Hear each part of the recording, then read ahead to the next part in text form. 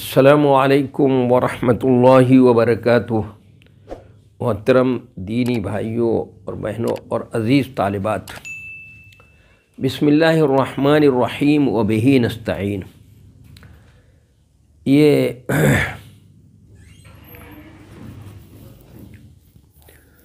اس سے پہلے ہم لوگ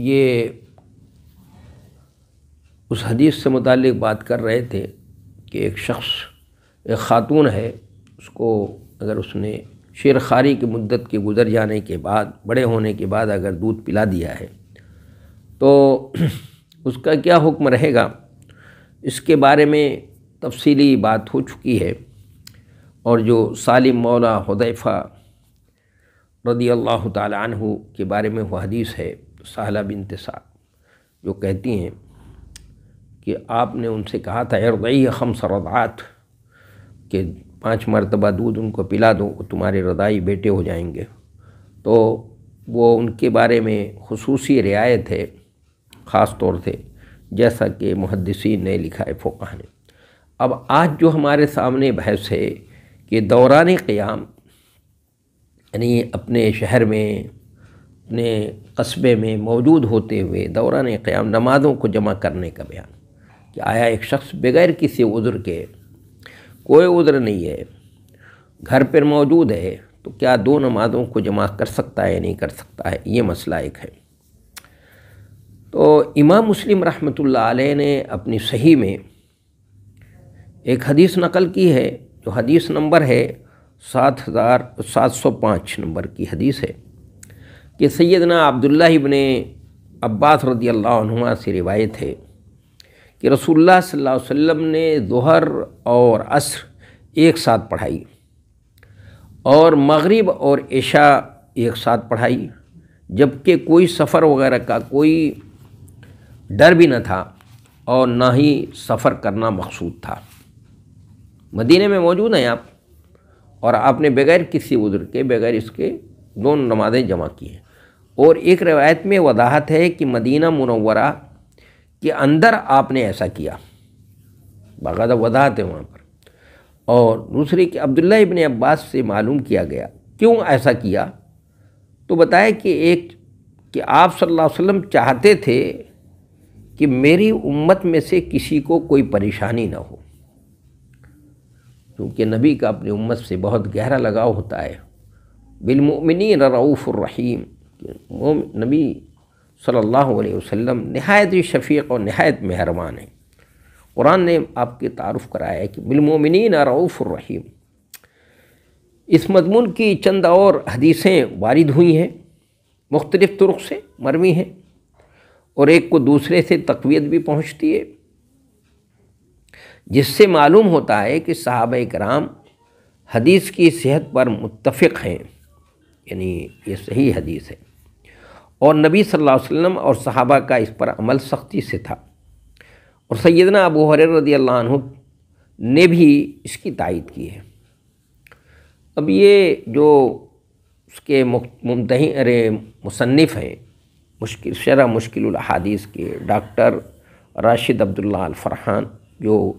اسی زمانے میں 70 اور 80 کے دہے میں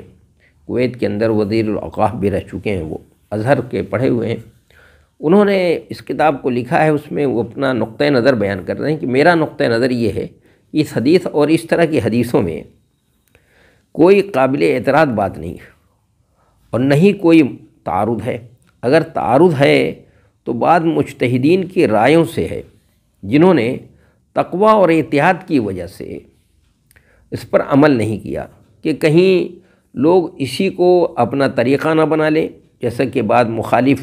فرقوں نے کر لیا ہے، جیسے شیعہ وغیرہ ہیں، روافض ہیں، انہوں نے کر لیا ہے۔ جب نبی صلی اللہ علیہ وسلم مدینہ منورہ میں ایک مرتبہ بغیر کسی عذر کے،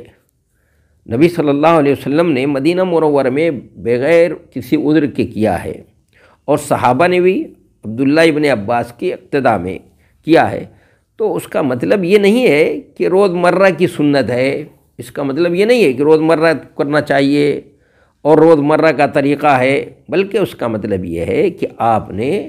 امت سے رفع حرج اور دفع ضرر کے لیے کیا ہے،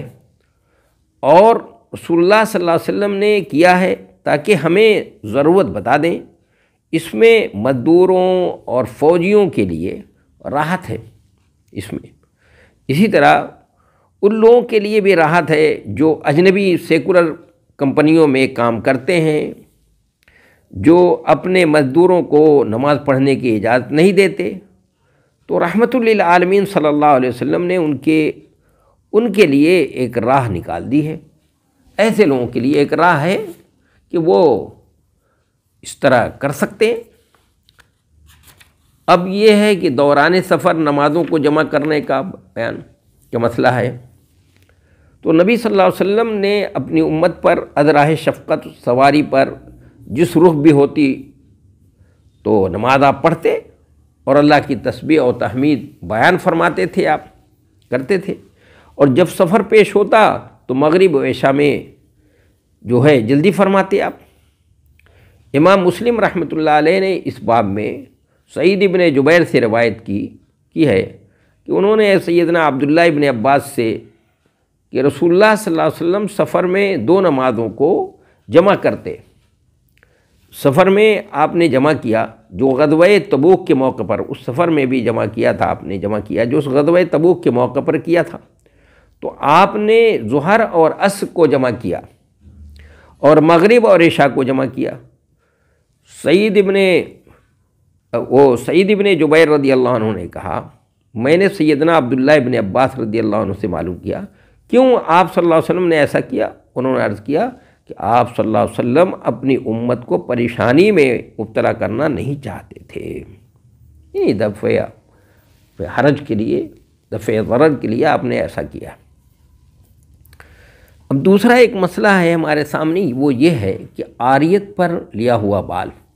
جو مستعار لے لیتے ہیں لوگ، کسی خرید کر، بازاروں میں آج بال بکتا ہے، خرید کر لگاتے ہیں، تو اس کا کیا حکم ہے؟ کہ آیا لگانا جائز ہے یا ناجائز ہے؟ اگر جائز ہے تو کیوں جائز ہے، ناجائز ہے تو کیوں ناجائز ہے؟ یہ بھی ایک تفصیلی بات ہے جو آج کل ایک ضرورت بھی ہے کہ اس پر جو ہے کلام کیا جائے اور اس پر گفتگو کی جائے۔ تو امام احمد ابن حنبل رحمۃ اللہ علیہ نے مسند احمد میں سیدنا معاویہ رضی اللہ تعالی عنہ سے روایت کی ہے کہ خواہ کوئی عورت ہو وہ اپنے بال میں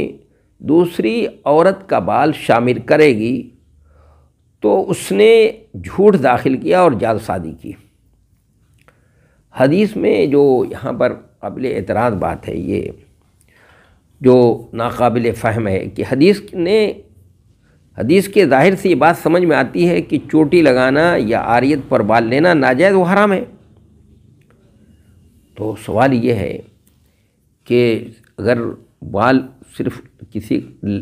کہیں سے لے کر لگا لے اور یہ حرام ہو جائے، کیسے بھی کیا ہے، حرام کیسے ہوگی، سمجھنے کی بات ہے۔ تو اس کا جواب یہ ہے کہ نبی صلی اللہ علیہ وسلم کا ارشاد ہے تدخلہ زوراً کا لفظ ہے، وہ اس نے گویا جھوٹ کو داخل کر لیا ہے، غلط چیز داخل کر لی ہے، یعنی اس نے بال والی کی رضامندی کے بغیر شامل کر لیا ہو،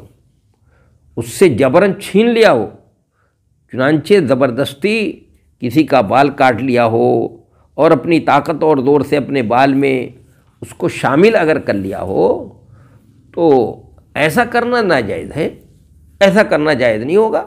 کہ نبی صلی اللہ علیہ وسلم نے فرمایا تدخلوا زوراً۔ رہا یہ کہ اگر کسی بازار سے خریدا ہو یا کسی عورت نے اپنا کچھ بال دے دیا ہو تو اس میں کوئی حرج کی بات نہیں ہے۔ اسی طرح یہ بھی ہوگا جو مرد لگواتے ہیں کہ عورتیں اسی طرح لگوا لیں کہ عورتیں لگانے والی ہوں اور بے پردگی نہ ہو تو ایسا کرنا جائز ہوگا۔ مرد بھی مثلاً وہ بال جو ہے وہ مصنوعی بال ہو اور اس میں کوئی ایسی چیز نہ ہو جو شریعت کی نظر میں وہ صحیح نہیں ہے تو اس میں کوئی حرج کی بات نہیں، کوئی مذائقہ نہیں ہے۔ خرید کر، بازار سے خرید کر لگوایا ہے اور کسی نے دے دیا ہے، اس کو تحفے میں دے دیا اپنا بال، کسی عورت نے کسی عورت کو دے دیا ہے اور عورت ہی لگانے والی ہے تو اس کو میں سمجھتا ہوں کہ اس کے لگانے میں کوئی حرج کی بات نہیں ہے۔ اس مسئلے کو سمجھ لینا چاہیے۔ آج یہیں پر بس کرتے ہیں، انشاءاللہ اگلے ہفتے اور جو ہے جب بات ہوگی تو اس کے آگے بات ہوگی۔ وآخر دعوانا ان الحمد للہ رب العالمین۔